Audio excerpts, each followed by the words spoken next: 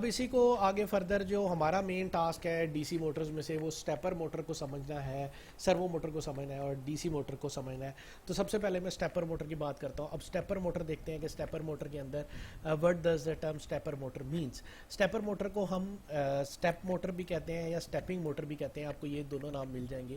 یہ ایک ایسی برش لیس ڈی سی موٹر ہے جو اگین آپ کی الیکٹریکل انرجی کو کنورٹ کرے گی مکینیکل انرجی میں. لیکن ڈفرنس کیا ہے اس میں؟ ڈفرنس اس میں یہ ہے کہ یہ جو ہماری روٹیشنز ہے اس کو ایکول سٹیپس میں ڈیوائیڈ کر دیتی ہے. ایکول سٹیپس کا مطلب کیا ہے کہ ہم اس کی کنسٹرکشن ایسی کرتے ہیں کہ ہم اس کو سٹیپ وائز روٹیشن لے سکتے ہیں. اب ضرورت کیوں پیش آتی ہے سٹیپ وائز روٹیشن کی؟ ہم ہر جگہ ڈی سی موٹر ہی کیوں نہیں یوز کر لیتے؟ The point is if you want some Angular moments, آپ کو کوئی اسپیسیفک اینگلس کے اوپر مومنٹس چاہیے، تو اس کے لیے ڈی سی موٹر کو آپ آف کر دیں گے. اگر آپ آف بھی کر دیتے ہیں تو ہر دفعہ وہ ایک ہی پوائنٹ پہ جا کے سٹاپ نہیں ہوگی. اگر آپ کو پریسائز اینگولر موومنٹس چاہیے تو ہمیں ایک ایسی ٹائپ کی موٹر چاہیے جو ایک اسپیسیفک سٹیپ پہ جا کے رک جائے. فار ایگزامپل اگر آپ نے 0 ڈگری موو کروانا ہے، آپ نے 90 کروانا ہے، آپ نے 180 کروانا ہے، 270 کرانا ہے، تو آپ کے پاس وہ اس جگہ پہ جا کے ایگزیکٹلی اس ایکوریٹ پوزیشن پہ جا کے رک جائے. تو ایسی جگہیں جہاں پہ ہمیں اتنی اینگولر پریسیجن چاہیے ہوتی ہے وہاں پہ ہم سٹیپر موٹرز یوز کرتے ہیں instead of typical D C motors. کیونکہ اگر ہم ڈی سی موٹرز کو کسی بھی طرح ان کو سٹاپ بھی کریں تو پھر بھی ایگزیکٹلی ایک ہی جگہ پہ جا کے وہ ہمیشہ نہیں رکیں گی. اس میں ایک ایرر، انہیریٹڈ ایرر مارجن آ جائے گا. اب وہ اس کا رکنا بہت سارے فیکٹرز پہ ڈیپینڈنٹ ہے. وہ فرکشن پہ ڈیپینڈنٹ ہے، وہ ایئر پہ ڈیپینڈنٹ ہے. ہو سکتا ہے کہ ایک انوائرمنٹ میں اگر آپ اس کو فار ایگزامپل 1 ملی سیکنڈ کی پلس دیتے ہیں تو وہ ایک جگہ پہ آ کے رکے، لیکن آپ اگر کسی اور انوائرمنٹ میں اس کو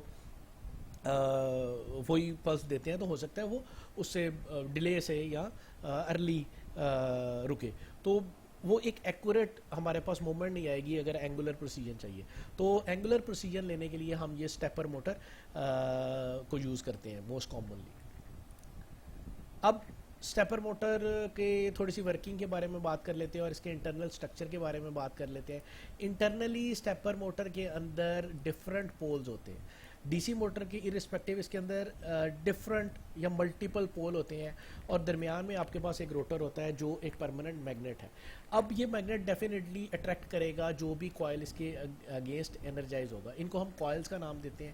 ان کوائلز میں سے جس کوائل کو بھی میں انرجائز کروں گا ظاہری بات ہے وہ میگنیٹ بن جائے گا اور درمیان میں جو یہ پرماننٹ میگنیٹ کا روٹر ہے وہ اس کو اپنی طرف اٹریکٹ کرے گا. فار ایگزامپل میں اس جو اے میرے پاس کوائل ہے اس میں سے کرنٹ پاس کرتا ہوں تو اس کا بھی ایک نارتھ پول بن جائے گا، ایک ساؤتھ پول بن جائے گا.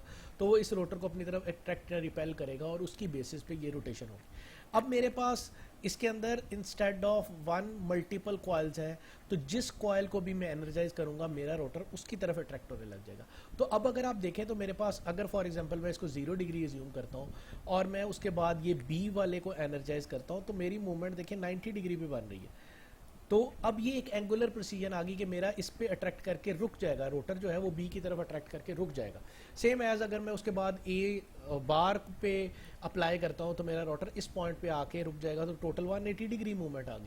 تو بیسکلی یہ اس کا ورکنگ پرنسپل ہے کہ ہم ملٹیپل کوائلز یوز کر لیتے ہیں جس کی بیسس پہ ہم اس کو فردر انرجائز کرتے رہتے ہیں اور ایک خاص اینگل پہ اپنی روٹیشن کو اچیو کرتے ہیں.